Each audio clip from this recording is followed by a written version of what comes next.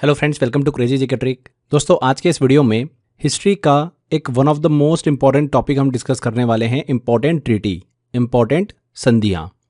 अक्सर एग्जाम में इस टॉपिक से हमको क्वेश्चन देखने को मिलता है, अलग अलग संधियों से रिलेटेड, बेसिन की संधि, सालबाई की संधि, त्रिपक्षीय संधि, मैंगलोर की संधि, पेरिस की संधि। तो काफ़ी क्वेश्चन हमको देखने को मिलते हैं कि ये संधि किन दो या फिर किन तीनों के बीच में हुई है। तो ये मैं आपको आज के सेशन में ट्रिक के माध्यम से याद कराऊंगा, जिससे कि इस टॉपिक से अगर क्वेश्चन आए एग्जाम में तो आपको कोई भी कन्फ्यूजन ना हो। क्लियर? तो वीडियो काफ़ी मज़ेदार होने वाला है, बस आपको वीडियो को एंजॉय करना है। वीडियो के एंड तक सारी इन्फॉर्मेशन आपके दिमाग में सेट हो जाएगी। यहाँ पर मैं आपको ट्रिक से इसलिए याद करा रहा हूँ, ये टॉपिक हम ट्रिक से इसलिए पढ़ रहे हैं क्योंकि अगर आप इस इन्फॉर्मेशन को याद करोगे तो कुछ टाइम बाद में आप भूल सकते हो। तो कोई भी कन्फ्यूजन ना हो, क्योंकि इस टॉपिक से एग्जाम में क्वेश्चन आता ही है, तो वो क्वेश्चन हमारा बिल्कुल सही होना चाहिए। तो चलिए लेक्चर को शुरू करते हैं। लगभग 15 के आसपास इंपॉर्टेंट ऐसी ट्रीटी है हिस्ट्री के अंदर जो एग्जाम में पूछी जाती है। यहाँ पर आपको मैं एक एक करके समझाऊंगा। सबसे पहले आप क्या करिए, एक इमेज देखिए। ये इमेज आपको दिख रही होगी। इस इमेज में बेसिकली क्या हो रहा है, इमेज में एक बाज है।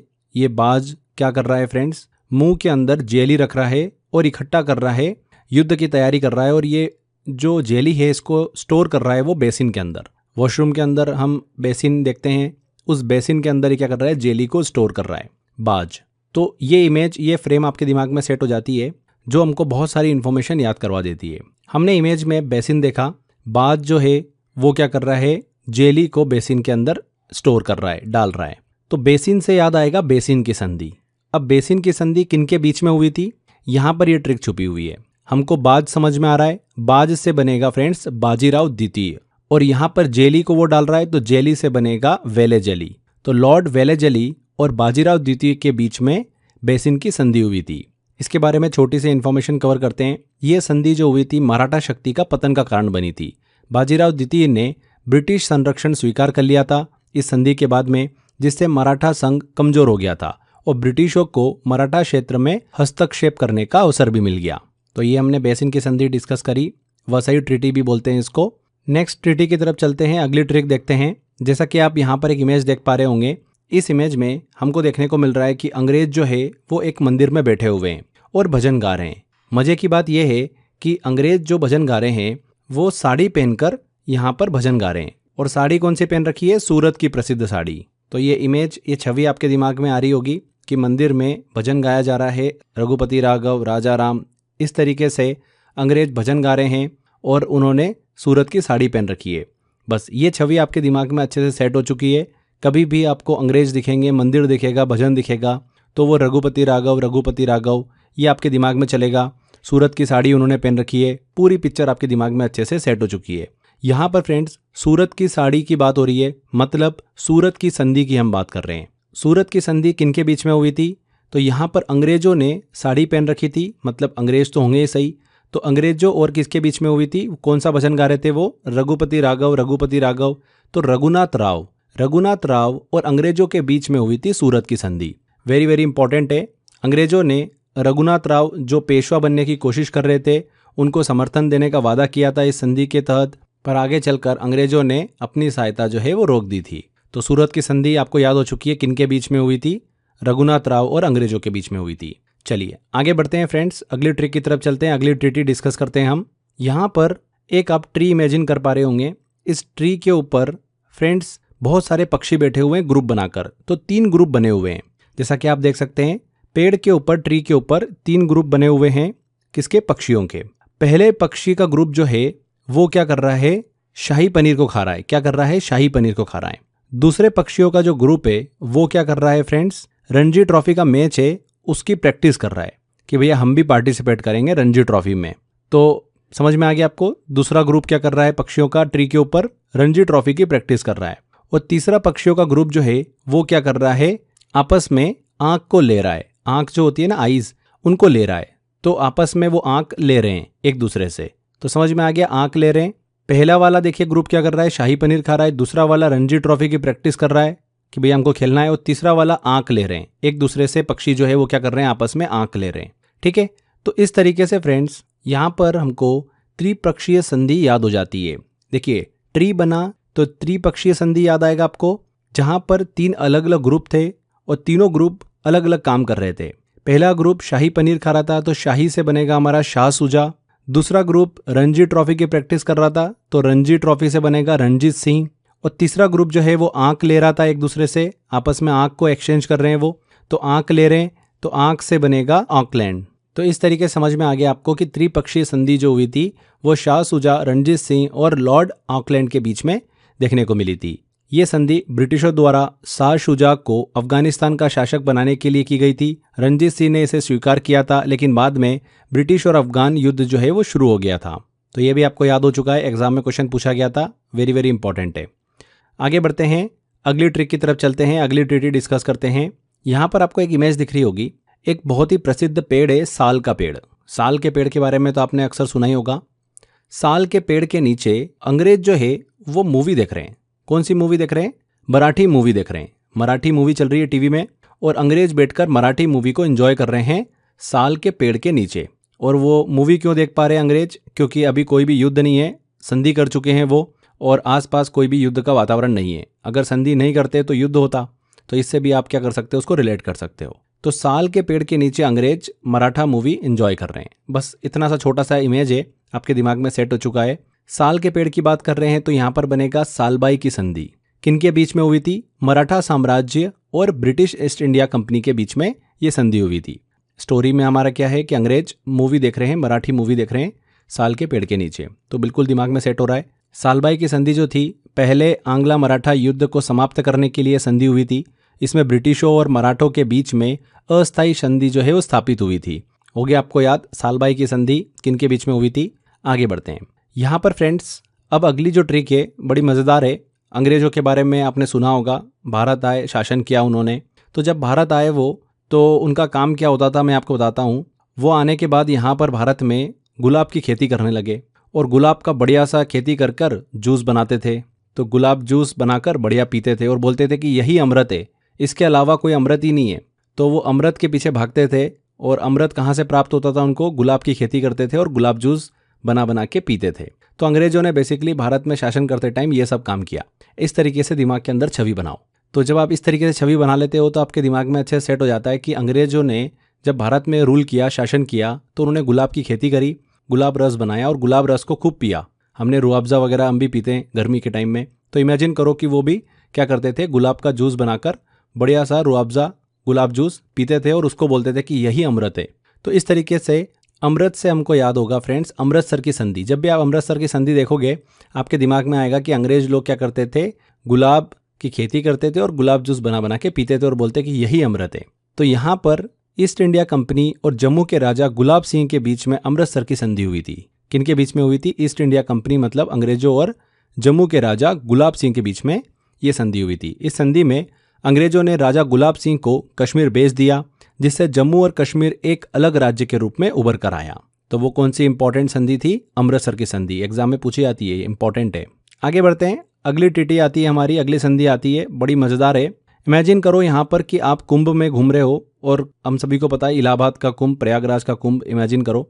और इलाहाबाद के कुंभ में आप गए हो स्नान करने और जैसे ही आप एक डुबकी लगाते हो एकदम से आपको एक घड़ी मिल जाती है। कौन सी घड़ी मिलती है? ये अलार्म घड़ी मिलती है।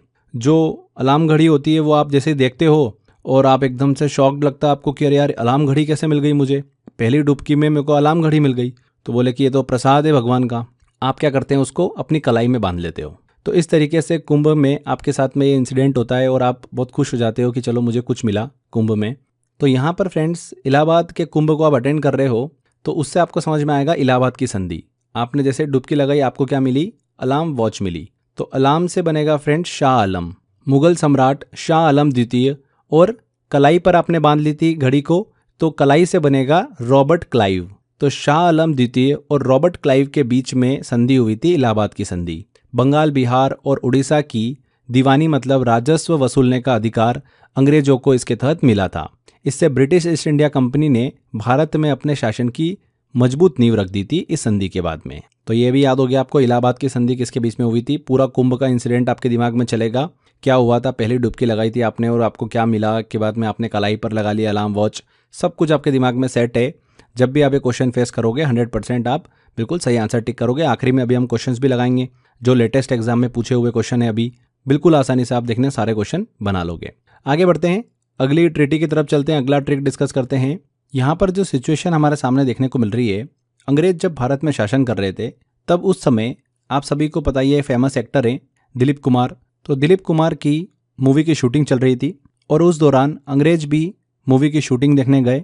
मूवी की शूटिंग इस तरीके से चल रही थी कि दिलीप कुमार एक किरदार निभा रहे थे लुहार का।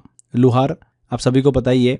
तो लुहार का किरदार जो है वो निभा रहे थे, अंग्रेज उनको देख रहे थे, मूवी की शूटिंग काफ़ी इंजॉय करी उन्होंने और इस तरीके से ये पूरी एक पिक्चर आपके दिमाग में सेट हो जाती है। तो लुहार की यहाँ पर हमने एक्टिंग देखी, अंग्रेजों ने भी काफ़ी इंजॉय किया और यहाँ पर लुहार से बन जाएगा लाहौर की संधि। लुहार लाहौर बिल्कुल सिमिलर साउंड आ रहा है, सिमिलर दिख भी रहे हैं शब्द हमको। तो इस तरीके से लाहौर की संधि की यहाँ पर बात हो रही है। अंग्रेजों और दिलीप सिंह के बीच में ये संधि हुई थी। ईस्ट इंडिया कंपनी और महाराजा दिलीप सिंह के बीच में लाहौर की संधि हुई थी। प्रथम आंग्ला सिख युद्ध के बाद में ये संधि हुई थी, फर्स्ट एंग्लो सिख वॉर के बाद में। सिख साम्राज्य ने ब्रिटिशों को पंजाब का बड़ा हिस्सा सौंप दिया था, जिससे अंग्रेजों ने इस क्षेत्र पर नियंत्रण पा लिया था। तो ये भी याद हो गया होगा आपको। चलिए आगे बढ़ते हैं, अगली ट्रीटी की तरफ चलते हैं। बड़ी ही मजेदार है। देखिए यहाँ पर अंग्रेजों और नेपाल की सेना के बीच में युद्ध चल रहा था। इमेजिन करो कि इधर नेपाल की सेना खड़ी हुई है, इधर अंग्रेजी सेना खड़ी हुई है पूरी, और लगातार गोली चल रही है दोनों तरफ से। इतनी गोली चली कि सभी की गोली खत्म हो गई। क्या हो गया? गोली पूरी तरीके से खत्म हो गई। अब गोली ही खत्म हो गई तो एक ही ऑप्शन बचा उनके पास में कि संधि कर लेते हैं। तो दोनों ने क्या करा? संधि कर ली। और गोली खत्म होने की वजह से जो संधि बनी वो कहलाई सुगोली की संधि। कौन सी संधि कहलाई? सुगोली की संधि। तो ये पूरी स्टोरी आपके दिमाग में सेट हो चुकी है। नेपाल की सेना और अंग्रेजों की सेना के बीच में भयंकर युद्ध हुआ, दोनों की तरफ से गोलीबारी चलती रही। इतनी गोली चली कि गोलियां खत्म हो गई। उसके बाद में युद्ध रुक गया और आपस में उन दोनों को संधि करना पड़ी।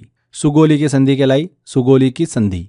ऐसा हुआ नहीं है, ये हमारी ट्रिक है, आप इसको मान के मत बैठ जाना। तो याद हो गया आपको, सुगोली की संधि नेपाल और ईस्ट इंडिया कंपनी के बीच में हुई थी। इस संधि के बारे में थोड़ा सा बता देता हूं मैं आपको। इस संधि में नेपाल को भारी नुकसान उठाना पड़ा था। नेपाल को अपने कई क्षेत्र ब्रिटिशों को सौंपने पड़े थे, जिसमें सिक्किम, कुमायूं, गढ़वाल और तराई क्षेत्र जो है वो शामिल थे। नेपाल की विदेश नीति पर अंग्रेजों का नियंत्रण हो गया था इस संधि के बाद में, सुगोली की संधि। ठीक है, इंपॉर्टेंट है। आगे बढ़ते हैं। देखिए यहाँ पर जो अगली हमारी ट्रीटी आ रही है बड़ी मज़ेदार है और बहुत ही इंटरेस्टिंग है।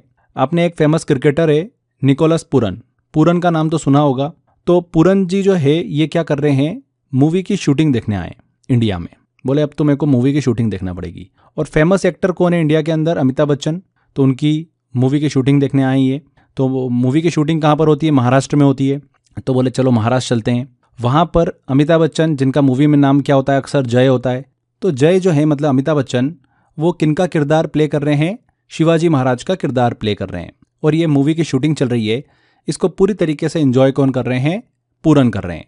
जो वेस्ट इंडीज के प्लेयर हैं निकोलस पूरन, वो पूरन जो है इस पूरी एक्टिंग को एंजॉय कर रहे हैं और उनको अच्छा लग रहा है कि वो अमिताभ बच्चन, जिनका मूवी में नाम जय होता है, और वो किसका किरदार प्ले कर रहे हैं? शिवाजी महाराज का किरदार प्ले कर रहे हैं और एक्टिंग देख रहे हैं, एंजॉय कर रहे हैं। यहाँ पर फ्रेंड्स पूरन से हमारा बन जाएगा पुरंदर की संधि।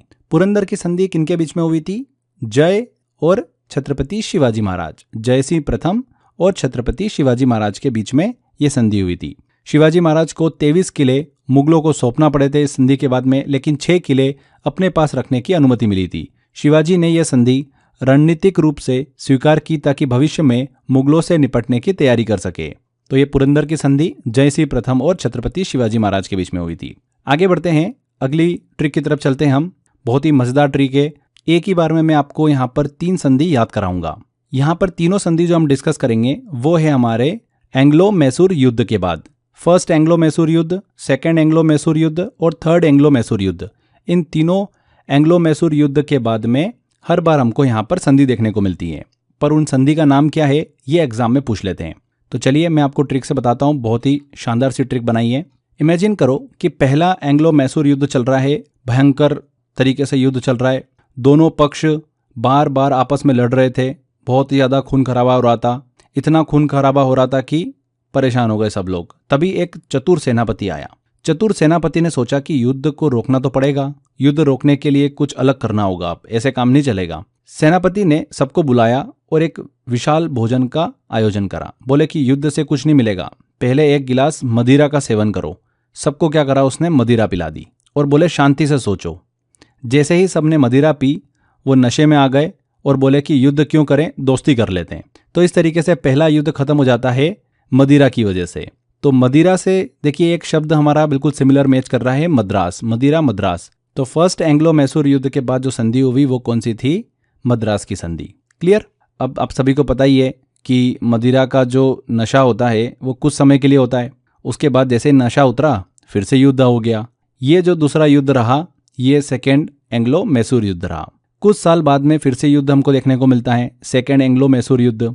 अब सेनापति ने इस बार फिर से एक नई योजना बनाई कि इस युद्ध को भी रोकना पड़ेगा। इस बार उसने क्या करा, ढेर सारे पके हुए आम लेकर आया और बोला देखो भाई, युद्ध में कोई भी स्वाद नहीं है लेकिन आम में बहुत स्वाद है। तो सबको उसने क्या करा, मैंगो दे दिया। सभी लोगों को जो युद्ध में इधर उधर लड़ रहे थे सबको मैंगो पकड़ा दिया और बोले कि मैंगो खाओ, युद्ध भूल जाओ। तो मैंगो खिला दिया सबको उसने और इस तरीके सब बिजी हो गए और युद्ध भूल गए। तो यहाँ पर मैंगो की वजह से युद्ध रुक गया। तो इस तरीके का जो संधि कहलाई वो कौन सी कहलाई? मैंगो से बना मैंगलोर। मैंगलोर की संधि हो गई हमारी सेकंड संधि। ठीक है, पहले वाले में मदिरा, दूसरे वाले में मैंगो। मदिरा से बना मद्रास, मैंगो से बना मैंगलोर। अब ठीक है भैया, थोड़ी देर बाद में आम का स्वाद भी खत्म हो गया, फिर से युद्ध छिड़ गया। फिर कुछ साल बाद तीसरा एंग्लो मैसूर युद्ध देखने को मिला।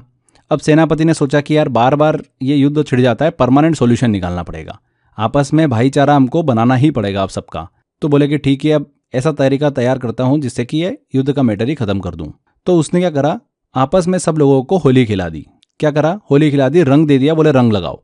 तो सभी सैनिक जो है वो एक दूसरे पर रंग डालने लगे और बोले कि अब युद्ध नहीं होगा, बस भाईचारा होगा, चलो रंगों की तरह मिलजुल कर रहते हैं हम। तो रंग लगाने लगे आपस में और रंग उड़ता हुआ दिख रहा है आपको। तो बस इमेजिन करो कि वो रंग बिखर गया और उस रंग की वजह से सभी होली एंजॉय कर रहे हैं और युद्ध पूरी तरीके से बंद हो गया।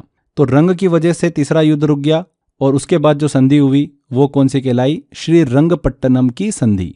तो तीसरे एंग्लो मैसूर युद्ध के बाद में जो संधि हुई वो कौन सी थी? श्री रंगपट्टनम की संधि। तो तीनों संधि आपको याद हो चुकी है कि फर्स्ट एंग्लो मैसूर युद्ध के बाद में कौन सी संधि हुई, दूसरे एंग्लो मैसूर युद्ध के बाद में कौन सी संधि हुई और तीसरे एंग्लो मैसूर युद्ध के बाद में कौन सी संधि हुई। क्लियर? यहाँ पर बार बार कन्फ्यूजन होता है, ये कन्फ्यूजन हमेशा के लिए आपका अब खत्म हो चुका है। फर्स्ट मदिरा हमारा कोडवर्ड, सेकेंड हमारी देखिए ट्रिक का कोडवर्ड क्या है? आम मतलब मैंगो। तीसरा कोडवर्ड क्या है? रंग।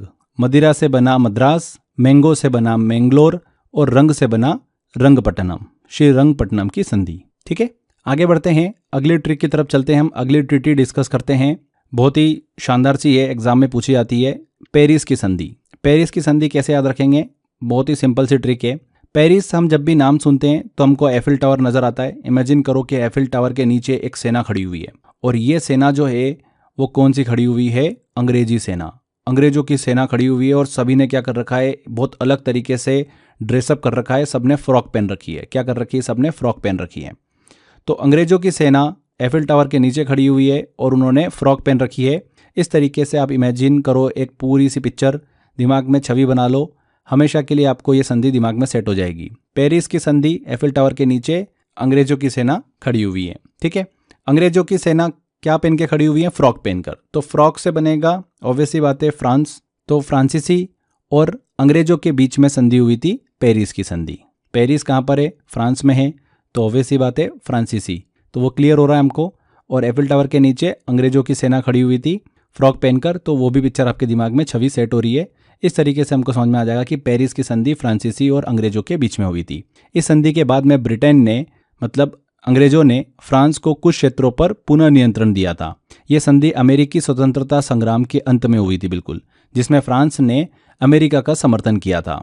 आगे बढ़ते हैं फ्रेंड्स, अब बात करते हैं हम पौंडीचेरी की संधि। पौंडीचेरी आप सभी को पता ही है कि वहाँ पर फ्रांसीसियों का शासन रहा है। फ्रांसीसियों का शासन कहाँ पे रहा है भारत में? पौंडीचेरी में रहा है, ये सभी को पता ही है। अब ऑब्वियसली बात है, वहाँ पर कौन जाएंगे? अंग्रेज लोग ही जाएंगे। तो अंग्रेज लोग पहुँचे पौंडीचेरी और बोले कि भैया पौंडीचेरी जो है वो खाली करो, अब भारत में हमारा शासन है। जब ये उस समय की बात है, अंग्रेजों का पूरी तरीके से साम्राज्य स्थापित हो गया था भारत में। तो फ्रांसीसियों ने बोला कि यार एक काम करते हैं, ट्रीटी कर लेते हैं, संधि कर लेते हैं। तो बोले ठीक है संधि कर लेते हैं। तो एक दूसरे को दोनों ने क्या करा? कोट पिनाया और संधि कर ली। क्या करा? एक दूसरे को कोट पिनाया और संधि कर ली। तो ये इंसिडेंट आपको दिमाग में पूरे अच्छे से सेट हो गया है कि फ्रांसीसियों और अंग्रेजों के बीच में संधि हुई, एक दूसरे को दोनों ने कोट पहनाया। पौंडीचेरी की संधि दिमाग में अच्छे से सेट हो चुकी है, 3 लोगों के बीच में हुई थी, ब्रिटिश, फ्रांसीसी और कोट पहनाया था मतलब आरकोट। आरकोट के नवाब के बीच में ये संधि हुई थी। क्लियर? पौंडीचेरी की संधि। तो बहुत अच्छी से स्टोरी बनाकर हमने इसको याद कर लिया कि ये तो पता है हमको कि ब्रिटिश और फ्रांसीसियों के बीच में संधि हो सकती है, बट वहाँ पर ट्विस्ट ये छुपा हुआ है कि आरकोट के नवाब के बीच में भी साथ में ये संधि हुई थी। क्लियर? तो इस तरीके से आप इसको कभी भी नहीं भूलोगे। आगे बढ़ते हैं। आगे देखिए फ्रेंड्स, अली बाबा का तो नाम आपने अक्सर सुना होगा, अली बाबा के 40 चोर। तो अली बाबा के 40 चोर जो थे ना, वो अब भाग चुके थे। अली बाबा बहुत परेशान थे। अली बाबा ने बोला कि मेरे को एक नगर बसाना है, उसका नाम मैं रखूंगा अली नगर। बट यहाँ पर आके कौन रहेगा? इन चोरों के चक्कर में, इनके डर से यहाँ पर आके कोई भी नहीं रहेगा, तो कुछ लोग तो बसाने पड़ेंगे, तो कौन मेरी हेल्प करेगा अब? तो अली बाबा की हेल्प करने पता है कौन आते हैं? मोहम्मद सिराज। मोहम्मद सिराज आप सभी जानते हैं, फेमस क्रिकेटर। वो आते हैं, बोलते हैं कि आपको नगर बसाने में लोगों की क्या ज़रूरत है, आप तो रोबोट रख लो, आजकल तो रोबोट से सब कुछ हो जाता है। तो बोले कि ठीक है, एक काम करते हैं, रोबोट रख लेते हैं। तो वो उस अली नगर में क्या करते हैं, रोबोट को बसा लेते हैं। तो यहाँ पर फ्रेंड्स अली नगर से बना हमारा अली नगर की संधि। और यहाँ पर अली नगर में, अली वर्ड से आपको अली बाबा के 40 चोर, अली बाबा की स्टोरी याद आएगी। अली बाबा जो है परेशान थे, मोहम्मद सिराज ने उनकी हेल्प करी और आइडिया दिया कि रॉबर्ट को आप अपने नगर में बसा लो। तो मोहम्मद सिराज से बनेगा मोहम्मद सिराजुद्दौला और रॉबर्ट से बनेगा रॉबर्ट क्लाइव। तो बंगाल के नवाब मिर्ज़ा मोहम्मद सिराजुद्दौला और रॉबर्ट क्लाइव के बीच में संधि जो हुई थी वो थी अली नगर की संधि। आई थिंक आपको याद भी हो गया होगा, कभी भी एग्जाम में क्वेश्चन आएगा ये स्टोरी आपके दिमाग में चलेगी एंड हमको करेक्ट आंसर मिल जाएगा। आगे देखिए फ्रेंड्स, अब हम वर्साई की संधि की बात करते हैं। वर्साई मतलब साया, और एक ऐसी कंट्री है जिसके ऊपर साया आया था, वो था फर्स्ट वर्ल्ड वॉर के बाद में, वो थी जर्मनी। पहला विश्व युद्ध खत्म हुआ, जर्मनी की हार हुई थी और जर्मनी के ऊपर बहुत बड़ा साया आया उसके बाद में। तो इस तरीके से हम इसको दिमाग में छवि बना सकते हैं। वैसे भी बहुत ही फेमस है ये, मैं अभी आपको इन्फॉर्मेशन बताऊंगा तो आपको वैसे भी ये याद हो जाएगी। वर्साई की संधि जो हुई थी वो 1919 में हुई थी। फ्रांस के वर्साई महल में ये संधि साइन हुई थी। इस संधि के अनुसार जर्मनी को पूरी तरीके से दोषी ठहराया गया था। जर्मनी पर भारी दंड और प्रतिबंध भी लगाए गए, जिससे उसका आर्थिक और सैन्य संतुलन पूरी तरीके से बिगड़ गया। जर्मनी को 6.6 बिलियन पाउंड का हर्जाना भी देना पड़ा। जर्मनी की सेना को 1 लाख सैनिकों तक सीमित कर दिया था इस संधि के बाद में। टैंक्स, एयरफोर्स और सबमरीन पर पूरी तरीके से प्रतिबंध लगा दिया गया था। तो वर्साई की संधि प्रथम विश्व युद्ध के बाद हमको देखने को मिलती है। इस संधि ने युद्ध में पराजित जर्मनी पर भारी प्रतिबंध लगाए। तो वैसे भी बहुत ही फेमस ट्रीटी है वर्साई की संधि। आई थिंक आपको याद रहेगा, ये 1919 में हुई थी। ठीक है, यहाँ पर फ्रेंड्स हमारी ये ट्रीटी वाला टॉपिक कंप्लीट होता है। जितनी भी महत्वपूर्ण ट्रीटी संधियाँ थी मैंने आपको ट्रिक के माध्यम से याद कराया है। चलिए इस टॉपिक से किस तरीके के क्वेश्चंस एग्जाम में पूछे जाते हैं, कुछ क्वेश्चंस लेते हैं और सॉल्व करते हैं, जिससे कि आपको समझ में आएगा कैसे क्वेश्चन इस टॉपिक से एग्जाम में देखने को मिल रहे हैं। पहला क्वेश्चन है, किस पेशवा ने ईस्ट इंडिया कंपनी के साथ बेसिन की संधि, वसई की संधि पर हस्ताक्षर किए थे? तो बेसिन में बाज जो है वो क्या कर रहा है, जेली को इकट्ठा कर रहा है। इस तरीके से पिक्चर हमारे दिमाग में सेट है। तो जेली से बनेगा लॉर्ड वेलेजली और बाज से बनेगा बाजीराव द्वितीय। तो वही पूछा जा रहा है। तो ईस्ट इंडिया कंपनी के साथ में बेसिन की संधि पर हस्ताक्षर किए थे बाजीराव द्वितीय ने, बी आंसर। अगला क्वेश्चन है, पंजाब के किस राजा ने शाह सुजा और अंग्रेजी कंपनी के साथ में त्रिपक्षीय संधि की थी? तो त्रि से बनेगा ट्री। ट्री पर पक्षियों के 3 ग्रुप थे। एक ग्रुप शाही पनीर खा रहा था, दूसरा ग्रुप रणजी ट्रॉफी मैच की प्रैक्टिस कर रहा था और तीसरा ग्रुप जो है वो आंख ले रहा था। तो इस तरीके से हमने दिमाग के अंदर एक पिक्चर बना रखी है। तो यहाँ पर पंजाब के किस राजा ने शाह सुजा और अंग्रेजी कंपनी के साथ में त्रिपक्षीय संधि की थी? रणजी ट्रॉफी के मैच मतलब रणजीत सिंह। तो बिल्कुल दिमाग में हमारे सेट है, ए आंसर यहाँ पर करेक्ट होगा। आगे बढ़ते हैं। 1850 में निम्नलिखित में से किस संधि के तहत कश्मीर को जम्मू के डोगरा राजवंश को बेच दिया गया था? तो ऑप्शन देखते हैं। इलाहाबाद की संधि है क्या, सुगोली की संधि है क्या, अमृतसर की संधि या फिर पुरंदर की संधि? इलाहाबाद की संधि तो हो नहीं सकती। इलाहाबाद की संधि में तो अलार्म वॉच मिली थी, कलाई पे बांधी थी, तो रॉबर्ट क्लाइव, शाह आलम, ये तो हो ही नहीं सकता। सुगोली की संधि, गोली खत्म हो गई थी नेपाल और अंग्रेजों के बीच में युद्ध में, तो ये तो नेपाल और अंग्रेजों के बीच में हुई थी सुगोली की संधि। अमृतसर की संधि, अमृत देखिए ब्रिटिश ईस्ट इंडिया कंपनी वाले जब भारत में शासन कर रहे थे तब गुलाब की खेती करते थे और गुलाब जूस बना बनाकर पीते थे और बोलते थे कि यही अमृत है। तो अमृतसर की संधि हुई थी जम्मू के राजा गुलाब सिंह और ईस्ट इंडिया कंपनी के बीच में, और इसी संधि के तहत कश्मीर को जम्मू के डोगरा राजवंश को बेच दिया गया था। यहाँ पर अमृतसर की संधि बिल्कुल करेक्ट आंसर होगा। नेक्स्ट क्वेश्चन लेते हैं। ब्रिटेन और फ्रांस के बीच वर्ष 1783 में हस्ताक्षरित किस संधि के तहत युद्ध के बाद भारत में फ्रांसीसी स्वामित्व को बहाल कर दिया गया था? तो फ्रेंड्स, ब्रिटेन और फ्रांस के बीच कौन सी संधि हुई है? ब्रिटेन और फ्रांस की बात कर रहे हैं और ब्रिटेन अंग्रेजों की बात कर रहे हैं। सोचो, पेरिस की संधि हुई है क्या? पेरिस की संधि, पेरिस में एफिल टावर के नीचे अंग्रेजी सेना खड़ी हुई है और ब्रिटिश सेना खड़ी हुई है जिन्होंने फ्रॉक पहन रखी है। फ्रॉक से बनेगा फ्रांस, बिल्कुल ये हमारे दिमाग में पूरा सेट है और हमारा मैच भी कर रहा है। तो पेरिस की संधि हुई थी वो, बी आंसर यहाँ पर करेक्ट होगा। पुरंदर की संधि नहीं हो सकती। पुरंदर में यहाँ पर देखिए निकोलस पूरन एक शब्द हमको दिख रहा है, और पूरन जो है वो यहाँ पर इंडिया में एक्टिंग देखने आए थे। अमिताभ बच्चन, जिनका नाम मूवी में जय होता है, उनकी वो एक्टिंग देख रहे थे और वो शिवाजी महाराज का रोल प्ले कर रहे थे। तो वो वाली देखिए संधि तो हो नहीं सकती यहाँ पर। ब्रिटेन और फ्रांस की तो कहीं बात ही नहीं हो रही है। तो इस तरीके से पेरिस वाला बिल्कुल करेक्ट आंसर है हमारा। आगे बढ़ते हैं, लास्ट क्वेश्चन लेते हैं। इनमें से किस संधि पर हस्ताक्षर करके द्वितीय आंग्ला मैसूर युद्ध समाप्त हुआ था? सेकेंड एंग्लो मैसूर युद्ध समाप्त हुआ था। देखिए, पहला जो एंग्लो मैसूर युद्ध हुआ था उसमें क्या ऑफर किया गया था, कैसे रोका गया था? मदिरा। हमारी देखिए शॉर्टकट ट्रिक थी उसकी, मदिरा देकर सबको बिजी कर दिया, नशे में कर दिया, सब युद्ध भूल गए। इस तरीके से ट्रिक से याद किया था हमने। सेकंड में मैंगो दिया था, मैंगो का जूस सब लोग पी रहे थे, इमेजिन करो, और मैंगो खा रहे थे, तो उससे युद्ध जो है वो युद्ध विराम मिला हमको। एंड तीसरा वाला जो था उसके अंदर सबको होली खिलाई गई, रंग लगाया गया। तो इस तरीके से हमको तीनों कोड वर्ड याद है। पहले वाले में मदिरा से बनेगा मद्रास, दूसरे वाले में मैंगो से बनेगा मैंगलोर। तो यहाँ पर सेकंड की बात हो रही है, तो यहाँ पर मैंगलोर की संधि करेक्ट आंसर होगा, treaty of Mangalore. D answer सही होगा। तो कितनी आसानी से देखिए हमने सारे क्वेश्चन सॉल्व कर लिए हैं। ये ऐसे क्वेश्चन हैं जो हम कितना भी याद कर लें, लास्ट टाइम पे हम भूल ही जाते हैं इन क्वेश्चंस को, इसीलिए मैंने आपको ये ट्रिक से याद कराया है। वेरी वेरी इंपॉर्टेंट टॉपिक है, अक्सर एग्जाम के अंदर लगातार यहाँ से क्वेश्चंस देखने को मिल रहे हैं। आई थिंक अब आपका क्वेश्चन एग्जाम में गलत नहीं होगा। अच्छे से मेहनत करते रहिए। यहाँ पर हमारा सेशन कंप्लीट होता है। आई होप आपने काफ़ी इन्जॉय भी किया होगा लेक्चर को। इसी तरीके से पढ़ना चाहिए, हंसी मजाक में सारी चीज़ें हमको याद भी हो जाती है और दिमाग पे लोड भी नहीं होता है। बहुत सारी ऐसी इन्फॉर्मेशन है जो ऑलरेडी आपको याद करना होती है, तो जितना हो सके उतनी मैं आपकी हेल्प करता हूँ कि ज़्यादा से ज़्यादा आपको मैं चीज़ें बहुत ही सरल तरीके से ट्रिक के माध्यम से याद कराता चलूँ। तो यहाँ पर सेशन को एंड करते हैं। अच्छे से मेहनत करते रहिए दोस्तों। मिलते हैं अगले सेशन में। Till then, bye bye.